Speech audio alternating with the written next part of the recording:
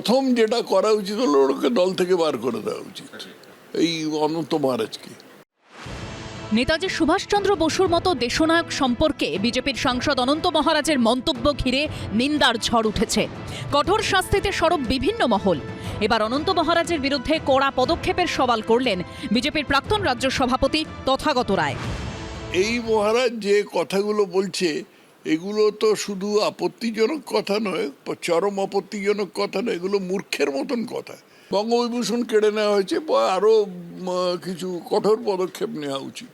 এত মূর্খ যে এভিডেন্স মানে কি তা পর্যন্ত জানে না। প্রথম যেটা করা উচিত হলো ওকে দল থেকে বার করে দেওয়া উচিত, এই অনন্ত মহারাজকে। অনন্ত মহারাজকে তো বিজেপির সদস্য করা হয়েছে, সেই সদস্যতা খারিজ করে দেওয়া উচিত। ধরে রাখবে কি পিছিয়ে রাখবে, ওরাই তো করেছে। আর ওই তো শুভেন্দু অধিকারী বলেছিল তো, অনন্ত মহারাজের আশীর্বাদ আমার মাথার উপর আছে বলে তো আজকে আমি মুখ্যমন্ত্রী হতে পেরেছি, এটাও তো বলেছিল,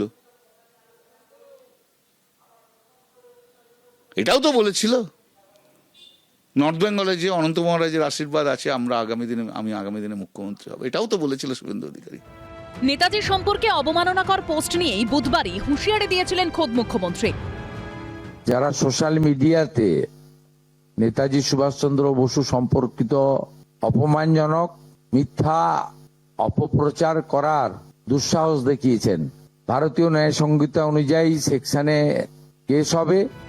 কিন্তু অনন্ত মহারাজের বিরুদ্ধে গ্রেপ্তারের মতো কড়া ব্যবস্থা নেওয়া হবে কবে? এই প্রশ্নের আবহেই আবার বীরভূমের রামপুরহাটে দেখা গেল এই ছবি।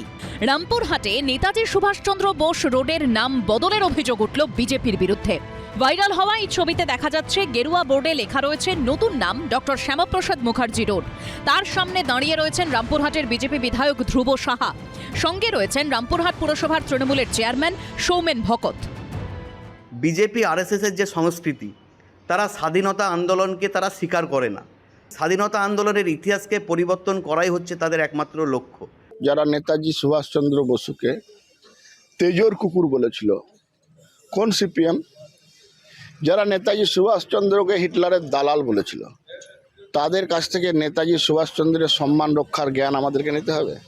পৌরসভার চেয়ারম্যান উপস্থিত থেকে রাস্তাটাকে আমাদের ফাঁকা আছে বলেছিলেন বলেই নামকরণ করা হয়েছে। যদিও পুরো চেয়ারম্যান আবার অন্য কথা বলছেন। বিজেপির তরফ থেকে একটা বলেছিল রাস্তাটার নামকরণ শ্যামাপ্রসাদের নামে নামকরণ রাস্তা করবেন, সেই প্রপোজাল আমাদের কাছে এসেছিল। এখন পর্যন্ত যেমন যে রাস্তা আছে সেই রাস্তার নামকরণই আছে। পৌরসভার তরফ থেকে এখনো পর্যন্ত নামকরণ পরিবর্তন এখনো পর্যন্ত কোনো কিছু হয়নি। রাস্তার পুরনো নাম ফেরানোর দাবিতে পুরসভা ও রামপুরহাট মহকুমা শাসকের কাছে ডেপুটেশন দিয়েছে সিপিএম। কৃষ্ণেন্দু অধিকারী ও ভাস্কর মুখোপাধ্যায়ের রিপোর্ট, এবিপি আনন্দ। এবিপি আনন্দ, এগিয়ে থাকে, এগিয়ে রাখে।